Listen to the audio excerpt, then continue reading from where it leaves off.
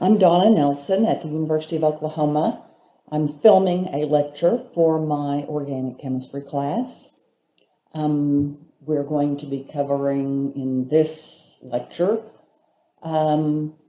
this will be the third lecture from Chapter 20 of David Klein's Organic Chemistry textbook, Carboxylic acids and their derivatives. So let's see what this is going to cover. Preparation and reactions of acid chlorides, and it will spill over a little bit into reactivity of carboxylic acid derivatives and some into acid anhydrides, because there are not hard lines in between some of these topics.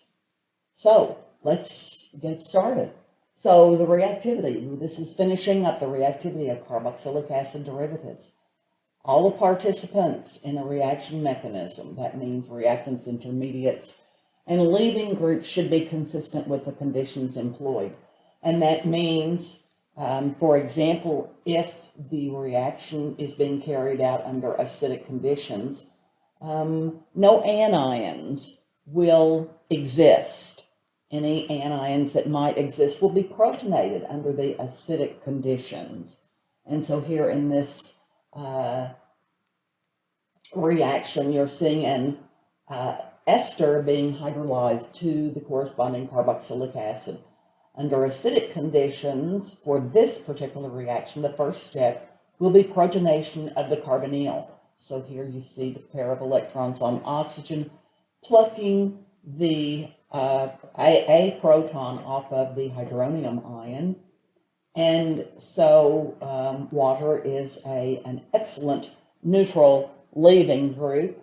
And when that happens, you have the protonated ester as a result of the first step. Really, under acidic conditions, typically the first step of any reaction is going to be protonation, almost always. Not exactly always, but almost always. When one puts an organic compound in the presence of an acid, almost always the first step is going to be protonation of one of the functional groups. So here, under acidic conditions, nucleophilic attack on the protonated carbonyl occurs next. And so a pair of electrons on oxygen, because you have to look at what is happening. You want the water, a carbon-oxygen bond, to be formed, and you want to lose this carbon alkoxy bond. And so the first thing that you're going to do is cleave the pi bond. So a pair of electrons comes in, it actually comes in down here, occupies the anti-bonding orbital, forms the carbon-oxygen bond, and then the pi bond, the pair of electrons in the pi bond, moves out onto oxygen, satisfying the positive charge on oxygen. And so you can see that happening here in this potential energy diagram. You can see the protonated ester is reacting with water, and you can see that the water has formed a bond to the carbon of the carbonyl. Under basic conditions, fewer steps are needed. One does not need a protonation step because you have a stronger nucleophile. This nucleophile can attack the carbonyl without having to have the carbonyl being activated. Having the carbonyl protonated, remember, this activates the carbonyl. You don't need that if you have a stronger nucleophile. This neutral molecule is not a very strong nucleophile, so the carbonyl needs to be activated. So here we have basic conditions. So the nucleophile is hydroxide, a pair of electrons on oxygen moves in, attacks the anti-bonding orbital of the pi bond in the carbonyl.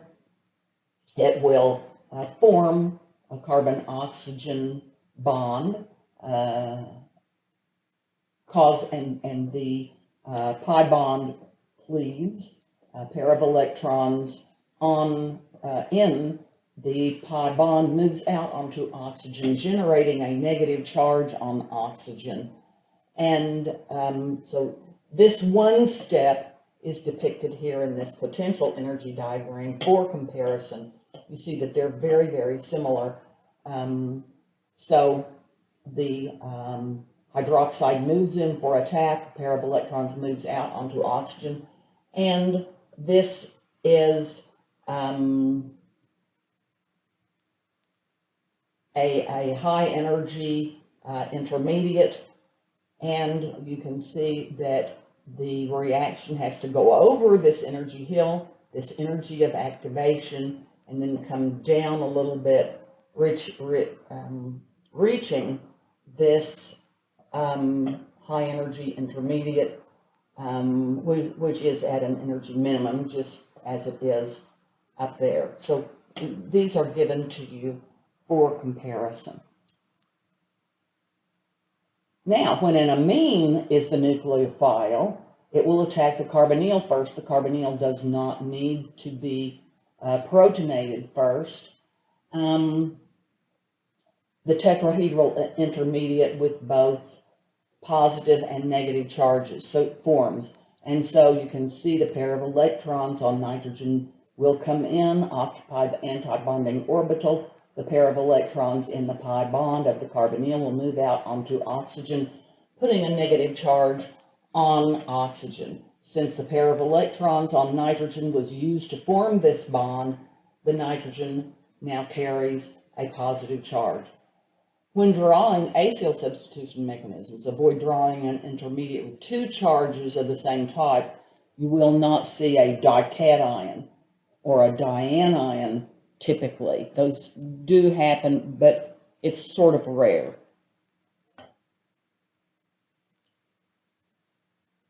Now let's look at the mechanism for this hydrolysis of an acid chloride.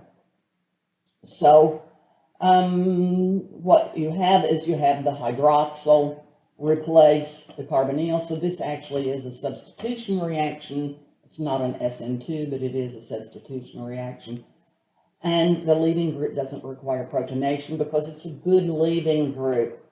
This pattern is typical. This is typical of hydrolysis of acid chlorides or acid halides. And so the first step is nucleophilic attack by the water. The pair of electrons moves in.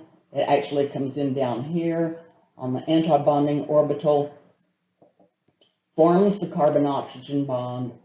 The pair of electrons in the pi bond moves out onto oxygen, forming a negative charge on oxygen.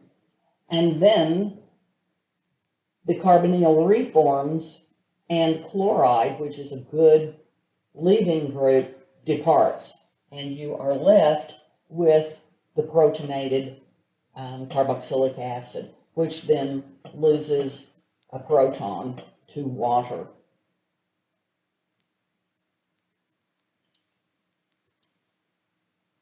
The acid chloride is synthesized. There are a number of ways to synthesize an acid chloride. This is one, so we've gone on to preparation of acid chlorides. So you can use thionyl chloride. Here is thionyl chloride drawn out for you. The first step is going to be formation of an oxygen-sulfur bond. So the pair of electrons in the carbonyl pi bond comes in, does an attack at sulfur. Sulfur, remember, is connected to 3 highly electronegative atoms, and so this sulfur is going to bear a partial positive charge. So the pi electrons attack there at sulfur, and when that happens, the pi electrons in the sulfur-oxygen double bond move out onto oxygen, forming a negative charge on oxygen. Then the sulfur-oxygen pi bond reforms, and chloride departs with a pair of electrons, so that leaves as chloride. Then the chloride removes a proton. You've generated an oxonium ion here. So it removes a proton from oxygen. A pair of electrons moves back into oxygen, satisfying the positive charge. And so now you see this intermediate. This is an excellent leaving group. You have set this up as now an excellent leaving group. And so it is set up so that it will be possible to have a nucleophilic attack at the carbonyl, and then this will depart as a leaving group. So let's look at that. So now we have the chloride that was just generated, come in, do an attack on carbon. The pair of electrons in the pi bond moves out onto oxygen. Now you have a pair of electrons on oxygen, which is bearing a negative charge, come back in, reform the carbonyl pi bond, and then this, which we just said in the previous transparency, is an excellent leaving group, departs with the pair of electrons on oxygen, so oxygen has a negative charge. So this is the carboxylic acid chloride. This is a nice neutral leaving group because you have two different resonance structures. The pair of electrons can form a pi bond. This pair of electrons moves out onto oxygen, giving O-. This, however, can react further, giving you sulfur dioxide and chloride. And so then this gas given off would drive any equilibrium to completion. So you don't have to worry about any equilibrium which is existing. These types of steps and the mechanisms for these steps are very, very common. Now, hydrolysis of acid chlorides, when reacted with water, an acid chloride is converted to the carboxylic acid. A pair of electrons in water comes in, does an attack. The pair of electrons in the pi bond moves out onto oxygen, giving a negative charge on oxygen. This moves in, reforms the carbonyl, chloride departs, then you have the protonated water as a group. Water comes in, plucks a proton off of this protonated carboxylic acid. So now you have the carboxylic acid. Since HCl is a byproduct, let's go back and look at that. Here you have minus HCl. The chloride departs. This could react with the carboxylic acid. If it's left in there, it could react slowly. So pyridine is usually added. This pyridine is usually added. It will deprotonate over here. So you have acid generated, protons generated rather, and so a pair of electrons here comes in, deprotonates, so you actually have HCl here. Well, if HCl is left in that reaction mixture, it could slowly react, or it could react with something else later that's added for a successive reaction. So pyridine, this amine, is added to pick up the protons. So this gives you pyridinium chloride, and this makes the HCl unreactive. Acid chlorides are reacted with an alcohol to make an ester. Okay, acid chlorides are very reactive. So the acid chlorides can be used to make anhydrides or esters or amides, any of the other derivatives. And so here you can see the alcohol functionality has come in and displaced chloride, and you can see the alcohol functionality backbone right here. Sterically hindered alcohols react more slowly, so a primary alcohol can be acylated selectively in the presence of a secondary alcohol. So you see that this primary alcohol is the one that reacts preferentially with the acid chloride.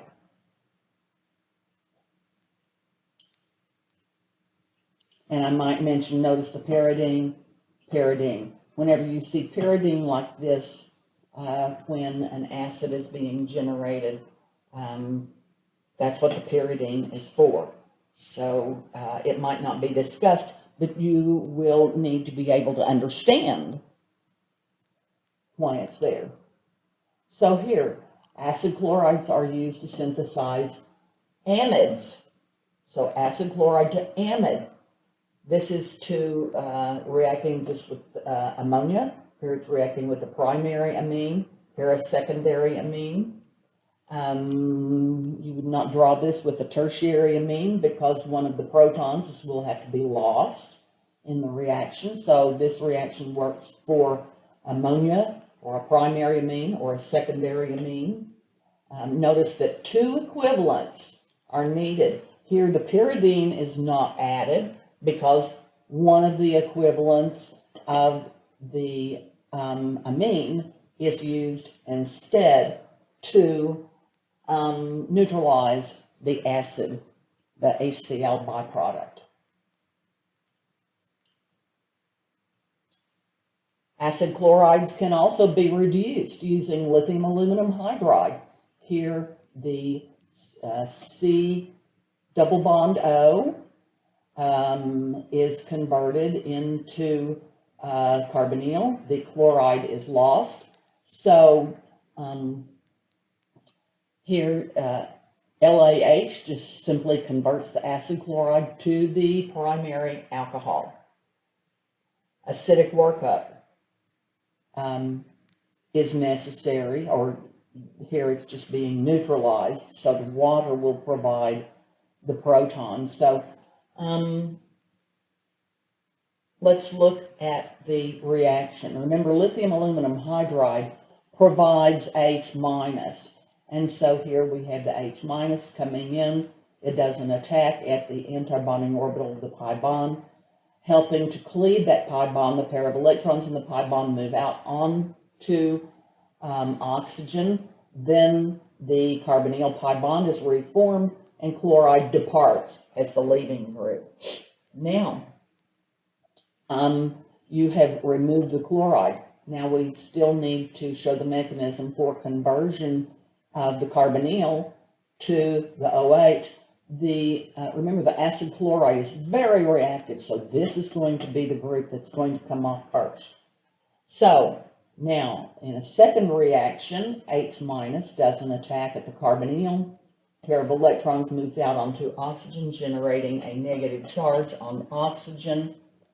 And you can see now you have the second CH bond formed, and this alkoxide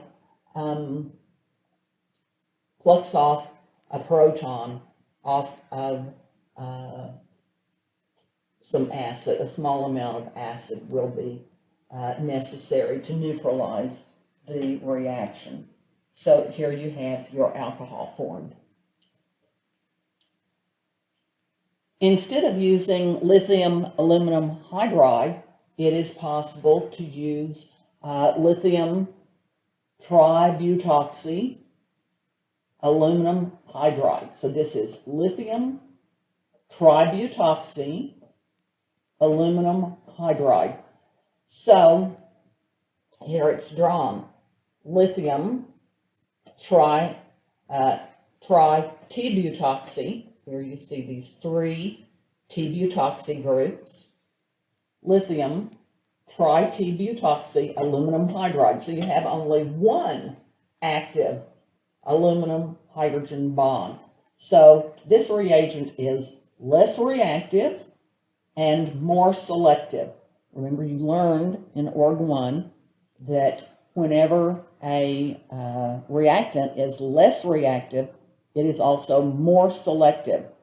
and vice versa. If it's more reactive, it's going to be less selective. And so this reagent reacts only to reduce the carbon-chlorine bond to a CH bond, because the carboxylic acid chloride, the chloride in the carbon-chlorine bond is the most reactive bond in that molecule. And so this less reactive reagent will remove only the chlorine substituent. Acid chlorides can be reacted with a Grignard reagent to form a tertiary alcohol. So here we have excess Grignard reagent. So R minus does an attack at the carbon of the carbonyl. A pair of electrons moves out onto oxygen, creating a negative charge on oxygen. Then the pi bond is reformed, and chloride departs. Now you have a ketone or an aldehyde if we started out with hydrogen instead. So this is a newly formed carbonyl. You have a second equivalent of the Grignard.